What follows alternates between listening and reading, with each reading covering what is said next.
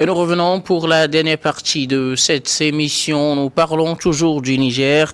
La CEDEAO active sa force en attente, mais prône une résolution pacifique en réunion en sommet extraordinaire ce jeudi à Abuja, dans la capitale nigériane. Les chefs d'État de la CEDEAO ont acté ce que je dirais l'acte 2 de condamnation contre le Niger à l'issue du coup d'État, 2 semaines après ce coup d'État qui a déchu le président Mohamed Bazoum avec des militaires dirigés par le général Abdourahmane Tiani. Les nouvelles sanctions, les mesures de la CEDEAO sont maintenues. On met plus un accent sur la force d'intervention de la CEDEAO qui a été activée, mais pour le moment, on prône toujours le dialogue. Je voudrais bien commencer par vous, Dominique. La CEDEAO en réunion n'a pas rejeté la possibilité d'intervenir militairement. D'ailleurs, la force a été activée, mais pour le moment, on met l'accent sur le dialogue. Oui, il faut mettre l'accent sur le dialogue pour que ce général qui a perpétré son coup d'État, qui n'a pas une raison valable de justifier ce coup d'État, puisse entendre raison. Parce que c'est vrai, moi je suis pas aussi pour l'intervention militaire parce que on ne sait pas l'issue d'une guerre. Il faut commencer, mais on ne sait pas quand ça va finir et quelles sont les conséquences qui peuvent en découler. Vous savez, quand deux personnes, les titans, comment j'ai dit, quand deux éléphants se battent, c'est les arbres qui subissent les conséquences de cette bataille parce qu'il y a trop de bousculades. Je vais parler de la population civile qui sera prise en otage par ces militaires, parce que ces militaires feront tout pour mettre la population civile en face de l'armée et de la force que la CEDEAO est en train d'activer pour intervenir. Donc, ils vont faire tout pour mettre la population civile en face et c'est du désastre qu'on peut causer. Mais moi, je voudrais que la CEDEAO puisse vraiment cibler des vraies sanctions qui ciblent ces autorités-là. Bon, moi, je ne sais pas s'il faut les appeler les autorités, ces militaires qui sont arrivés par cette force pour déstabiliser une sous-région, en fait. Ce coup d'État va déstabiliser plus la sous-région qui est la CEDEAO et je ne vois pas ces chefs d'État se mettre en marche. Donc, nous estimons que la force, oui, bien sûr, c'est pour une force d'intimidation, mais il faut qu'il y ait des sanctions ciblées. Quand on dit des sanctions que tous les pays qui composent la CEDEAO, même pourquoi pas, même aller au-delà de négocier, même avec l'Union africaine, pour qu'on cible des vraies sanctions à ces militaires-là. Parce que ce coup d'État n'a pas son sens, en fait.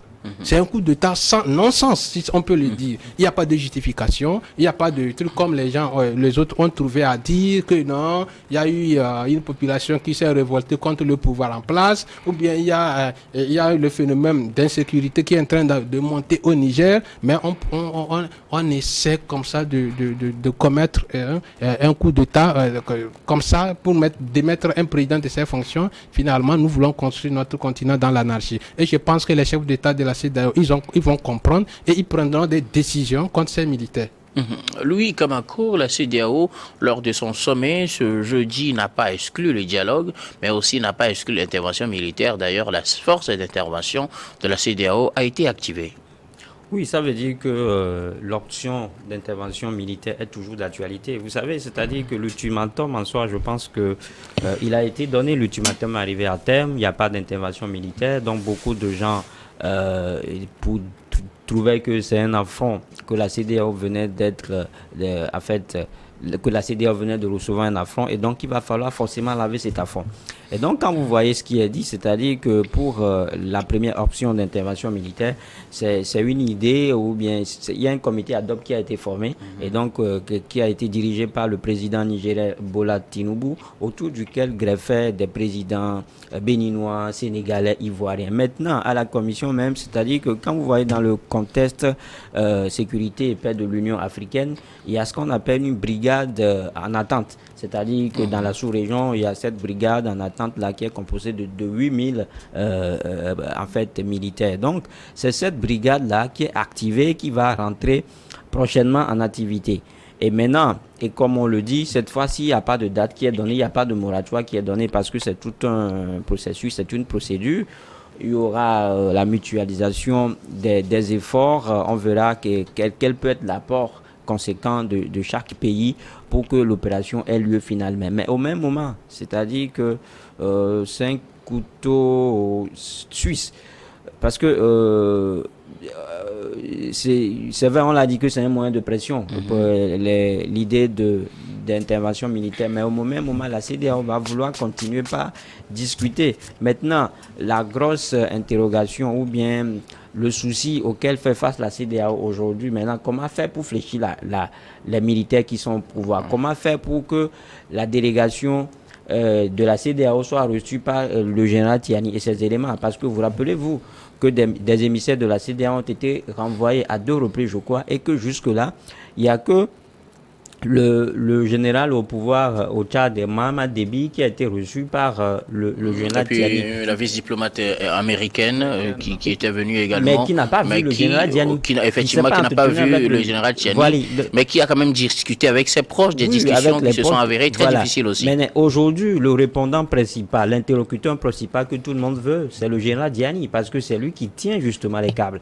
Et donc, quand vous voyez comme ça, mais au même moment, c'est-à-dire que le fait peut-être sur lequel la CEDEAO peut être surfée, c'est également cette visite-là, cet entretien-là que Sounou Lamido, le chef religieux du Nigeria, s'est entretenu avec le général Tiani. Et donc, c'est-à-dire que le Nigeria, le nom du Nigeria et le Niger, c'est presque le même peuple, c'est-à-dire que c'est presque la même culture.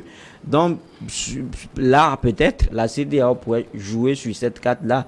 Maintenant, quand vous voyez qu'un général comme Déby a été reçu, c'est parce que les deux sont des frères d'âme, comme on les appelle, et que c'est peut-être la question de la personnalité qui pose problème avec les autorités militaires. Donc, c'est pour ça que je dis que l'intervention militaire, comme on le dit, je le disais tout à l'heure en off, c'est-à-dire que c'est une décision de dissuasion. C'est justement pour maintenir, en fait, c'est juste pour faire fléchir aujourd'hui les militaires nigérians.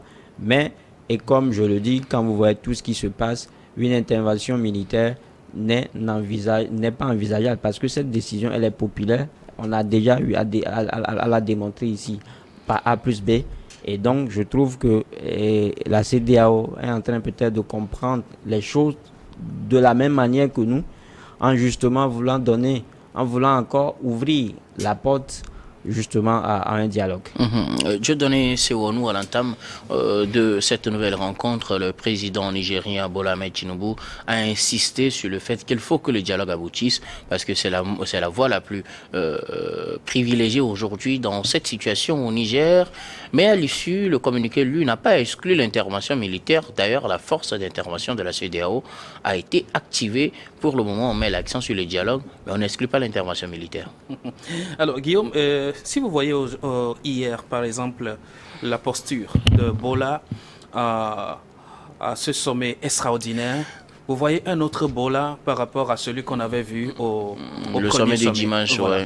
Ouais. Et la chaleur et l'excitation avec laquelle il actionnait les propos sur une éventuelle intervention militaire. Ce Bola qui revient pour beaucoup plus statuer sur le dialogue, la négociation.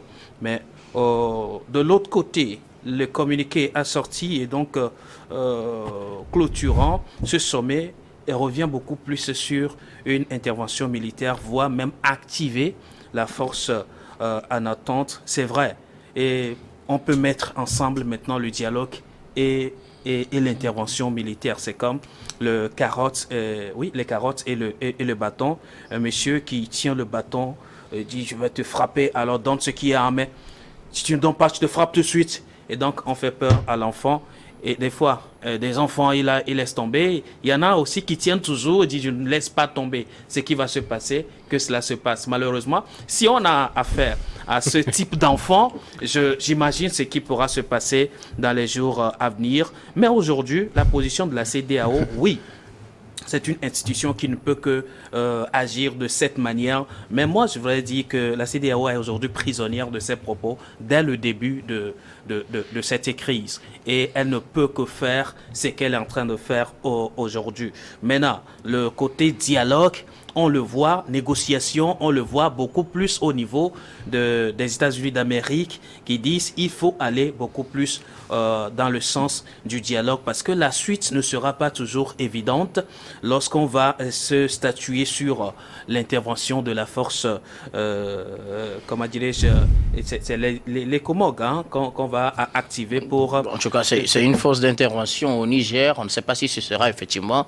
le Comog, puisque le Comog est normalement une force d'interposition et qui ne devait pas aller combattre des militaires des pays membres. C'est pour la paix. Donc, maintenant, si c'est cette force qu'on veut transformer en intervention pour réhabiliter Bazoum, on se pose largement la question. Maintenant, la discussion, les militaires aujourd'hui, on dirait que les militaires refusent d'éventuels contacts avec qui que ce soit, se poser la question, avec qui va-t-on négocier, avec qui va-t-on discuter, mais j'aurais cru comprendre que les militaires, dans leur refus, ils n'ont pas un refus catégorique, ils ont toujours demandé à la CEDEAO d'avoir dans le mandat clair, l'ordre du jour de quoi est-ce qu'il sera question lorsqu'une délégation de la CEDEAO va arriver au Niger et les prévenir d'avance afin qu'ils puissent prendre leurs dispositions. Il ne sera pas question à ce qu'on démontre à les voir et que tout de suite ils soient disponibles. En clair, ils ne sont pas aussi fermés à la discussion ou aussi à la négociation comme on l'aurait clamé si fort, mais ils sont aussi en train de brandir leurs mesures ou alors leur protocole pour accepter cette éventuelle discussion. Maintenant, les voix s'élèvent contre cette intervention militaire, même si c'est toujours maintenu au niveau de la CEDEAO. Il y a aussi d'autres voix qui appellent à la négociation. Dans les jours à venir, on verra bien si c'est la négociation qui va primer sur l'intervention militaire. Mais ce qui est encore la zone d'ombre, c'est qu'actuellement, la voix est beaucoup plus à un niveau plus élevé par rapport à l'intervention, sauf qu'aucun timing n'a été donné précisément.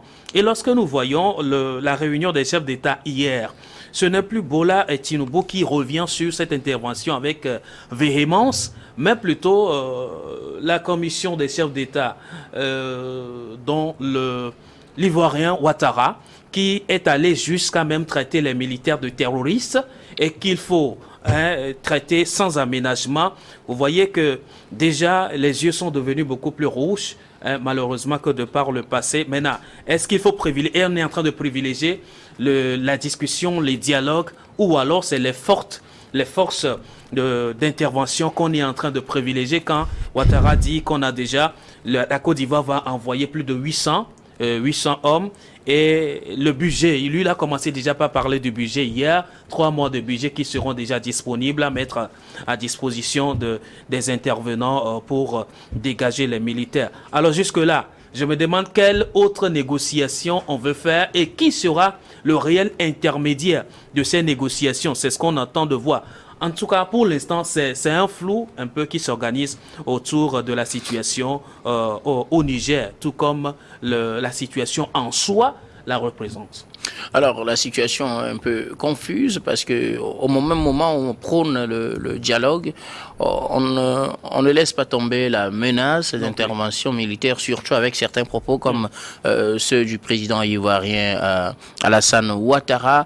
Peut-on dire que le dialogue tel que voulu a des chances d'aboutir quand on sait que dans un premier temps, du moins à l'expiration, ou bien avant l'expiration même de l'ultimatum donné lors de la rencontre du dimanche 30 juillet dernier, des délégations ont été envoyées, mais n'ont pas pu, en quelques mots, rencontrer le général Tiani lui-même.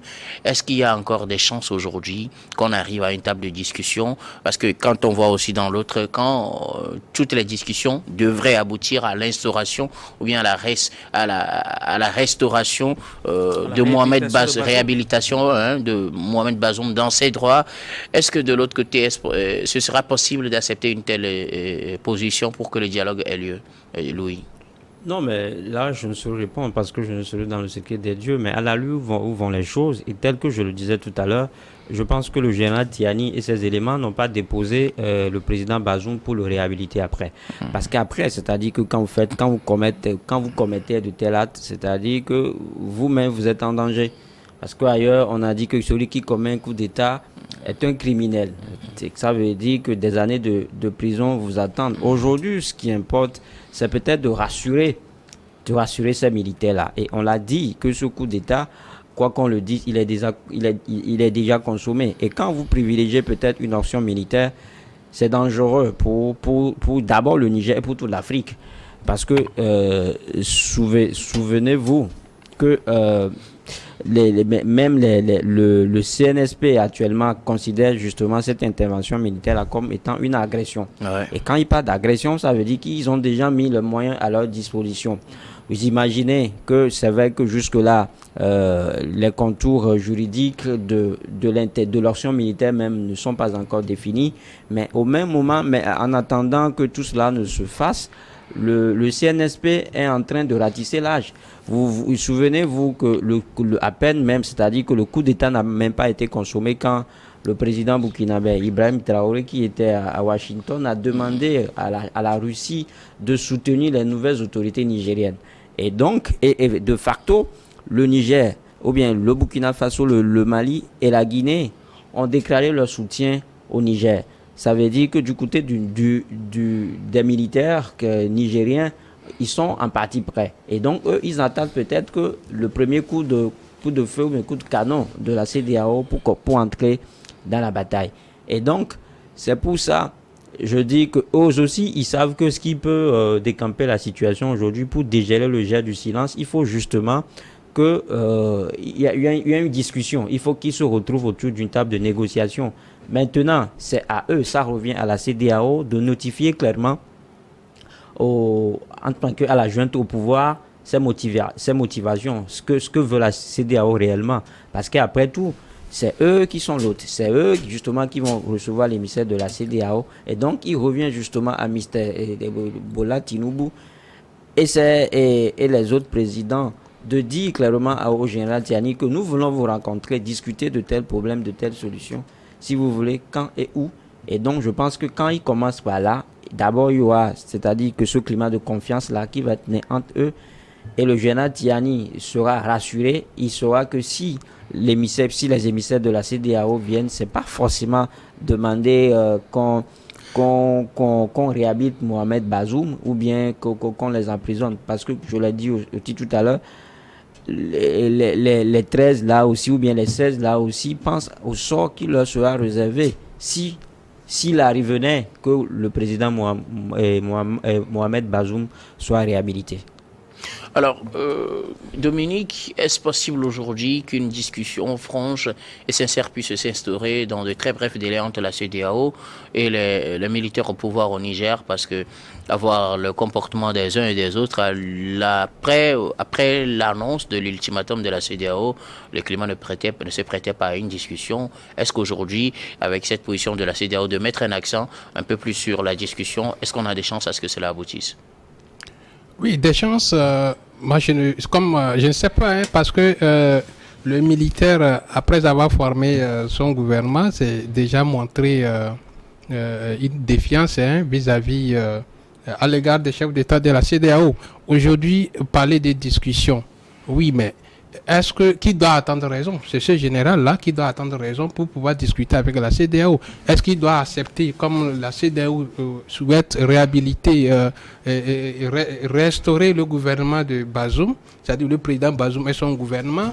Est-ce que ce général en face, qui a déjà mis aussi son club, va accepter cette discussion-là? Déjà, quand il met des préalables, il va savoir le menu pour lesquels, c'est-à-dire le menu des discussions qui seront abordées lorsqu'il doit rencontrer une délégation de la CEDEAO. Il veut déjà savoir connaître le menu des discussions. Cela veut dire qu'il ne veut pas, comme l'a dit lui ici, le général ne veut pas perdre son pouvoir. Donc il veut aller jusqu'au bout.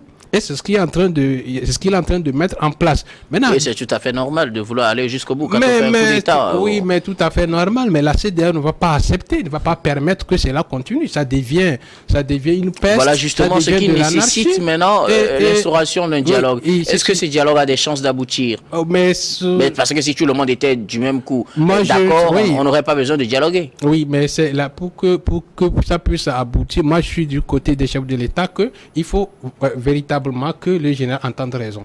Oui, il a commis une erreur. Et cette erreur peut être, ça peut être réparé. Il peut céder, il peut quitter et il peut demander, il peut poser des préalables, il peut poser des conditions. Oui, vous voulez que nous restaurer le président légalement élu, nous voulons des garanties à ce sujet, nous voulons que notre intégrité soit préservée, nous voulons que après qu'il soit président, qu'il ne nous touche pas, nous rentrerons dans nos services militaires pour qu'on continue pas à défendre, faire notre mission militaire et défendre notre pays comme ça, c'est doit. Je pense que tout ça là doit venir du chef militaire là. C'est lui qui doit mettre des préalables pour lesquels il peut céder le pouvoir. Mais s'il dit, il s'entête en ce moment qu'il veut continuer à lui-même asseoir son pouvoir et diriger le Niger, bon, là-bas, c'est ce que j'ai dit, on ne connaît pas l'issue de la guerre, mais la CEDEAO ne voulant pas permettre ces genres de trucs encore, mais peut réagir avec sa force qu'il est en train d'activer. Voilà, à ce sujet. Maintenant, le coup de... l'issue des discussions, c'est le général Tiani qui doit véritablement donner l'ouverture, parce que c'est lui qui doit recevoir la délégation et comme je l'ai dit, avec ses préalables, ces discussions qu'il souhaite. Non, alors, mais je pense que les choses sont aujourd'hui de telle enceinte que la CEDEAO aujourd'hui n'est pas en position de frappe. Celui qui contrôle le jeu, c'est le CNFC. C'est-à-dire que c'est le CNP qui détient le président. Oui, mais il n'a pas encore cette force de contrôler, parce que après tout, ils ont peut-être un coup d'État. Mais ils font partie d'une communauté. Aujourd'hui, on ne peut pas dire que la force est du côté des militaires.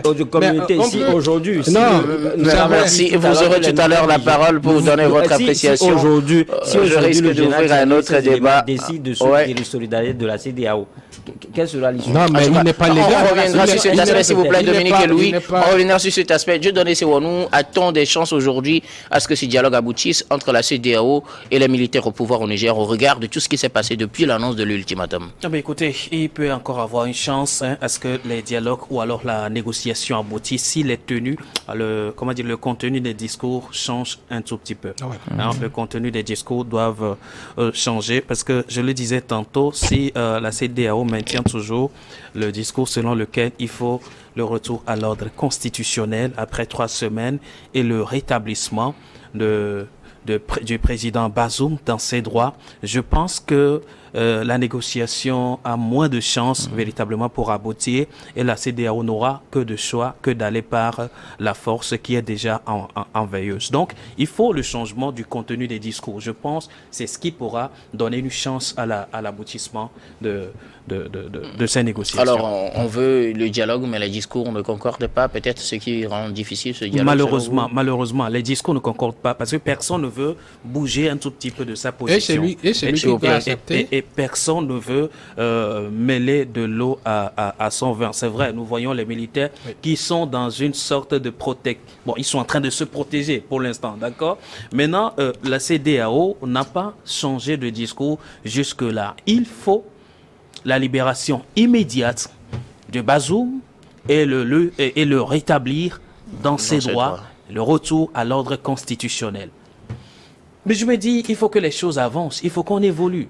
Il faut que la CEDEAO commence par alléger un tout petit peu les sanctions qui asphyxient actuellement le peuple nigérian.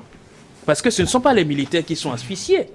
Plus loin, on crie qu'on a coupé du courant au président Bazoum, il n'arrive plus à se nourrir bien et plein de choses, alors que le Niger entier est plongé dans le noir au nom des sanctions, au nom des coupures de courant par le Nigeria d'à côté. Et donc, il faut commencer peut-être par alléger un tout petit peu ces sanctions-là et voir la population en face et aussi changer un tout petit peu de position pour aller à une négociation. L'opinion est là pour encore juger des choses et dire le droit. Si la CEDEAO commence par changer un tout petit peu de discours et que les militaires ne veulent pas, ils restent toujours dans leur logique, l'opinion est encore là pour en juger. Mais tant que les discours ne changent pas, cela voudrait dire on doit inscrire quelqu'un dans une logique d'obtention, c'est cela. Il faut que la personne obtempère à tout prix. Sinon, il y a une sanction. Mais si ça se continue comme ça, le bras de fer finira par déboucher sur autre chose. Et n'oubliez pas, tant qu'il n'y aura pas de discussion, de négociation sincère entre la CEDEAO, je parle de la CEDEAO, Oui. je ne parle pas des mandataires qui sont en train de comment dirais-je, de respecter derrière, mais je parle de la CEDEAO, une force africaine. Tant qu'il n'y aura pas une discussion sincère entre cette force et cette institution et le Niger, je vous dis, on est en train de créer un terrain très dangereux au Niger là-bas. Et n'oubliez pas, les terroristes risquent d'être mis en contribution. Et déjà, dans le nord, il y a plein de terroristes qui sont en embuscade et prêts à dégainer quand un terrain de confusion sera entretenu au Niger. Et c'est tout le Sahel, c'est toute la sous-région. Je ne pense pas que l'Afrique soit encore prête à de tels scénarios. En tout cas, est-ce qu'on risque d'arriver à un scénario d'intervention militaire, puisque l'option n'est pas exclue?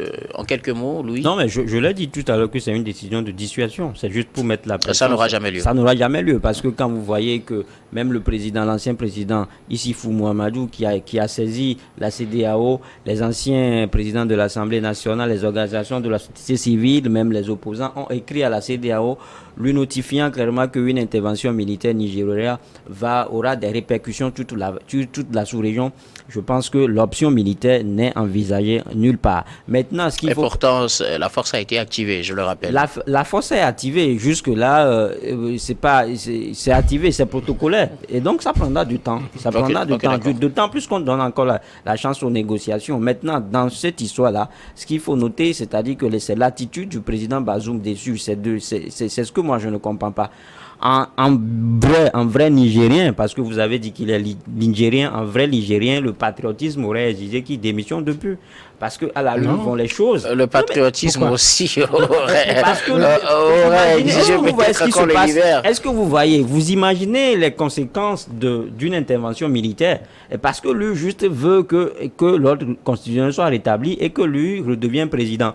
Qu'est-ce qui va se passer si Bazoum ne devient plus président de la République du Nigeria? En tout cas, on attend de voir. Indispensable. On attend de voir la suite, mais ce n'est pas une raison pour aller le démettre de ses fonctions avec la force. Il n'est pas digne d'être président du Niger. Il faut qu'il le comprenne et qu'il faut pas de patriotisme. Il sauve la vie des millions de Nigériens.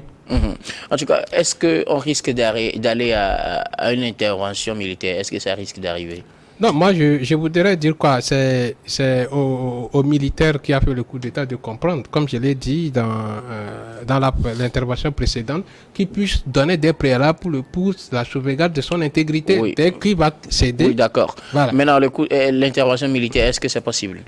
Bon, possible, moi c'est comme je l'ai dit, tout le monde ne le souhaite pas. Tout le monde ne souhaite pas la guerre parce que quand on commence une guerre, on ne sait pas quand ça prend fin et comment ça va se terminer. Donc non, moi je ne souhaite pas une intervention militaire, mais plutôt des sanctions ciblées à l'endroit des militaires qui vont les confier. Et on peut geler leur avoir, on peut le retirer tout ce qu'il faut. Bon, voilà. Voilà un peu tout ce que moi je veux. Des sanctions ciblées pour les contraintes à libérer le pouvoir. À libérer le pouvoir. Dieu donne ses nous. Moi, beaucoup plus dans cette situation, c'est la position de l'opinion internationale qui m'intrigue un peu, notamment la France. Vous voyez aujourd'hui les États-Unis. La France n'est pas la seule puissance existante sur le sol nigérien. Hein. On a plus de 1000 militaires américains sur le sol nigérien. Mais lorsque vous voyez le discours des États-Unis d'Amérique face à cette crise, il est complètement différent. Négociation, rien que la négociation. Par contre, la France tient un discours de soutien à la force et il faut aller très rapidement et vite. Alors, je me dis, le Niger, c'est un quartier de Paris. Je ne sais pas pourquoi est-ce que cette situation intéresse autant la France et être si exigeant et à obliger certaines fois les chefs d'État africains à être dans une logique de tomber dans un piège. Alors, le temps est contre nous. Est-ce que avec ce discours de la France, on risque d'aller à une intervention militaire de la CEDEAO? Bon, écoutez, avec cette pression de la France, je veux dire. Ouais. Bon, je n'appellerai pas France pour l'identifier simplement. Avec cette pression de la communauté internationale, on risque d'aller vers ce qui serait fatal pour nous tous. Et ce n'est pas recommandé, ce n'est pas demandé, ce n'est pas voulu par tous les citoyens africains dont je suis le premier. Seul le général peut entendre raison. C'est lui qui a la clé de la résolution. Du changement de la situation. Du changement de la situation. Merci beaucoup à vous pour vos contributions. Merci Dieudonné Siwonou. Merci Louis Kamako et merci également Dominique Lacmont. Grand merci également à vous, très chers téléspectateurs, d'avoir été des nôtres. C'est la fin de ce numéro de Regard Croisé. Je vous retrouve la semaine prochaine pour d'autres numéros sur New World TV.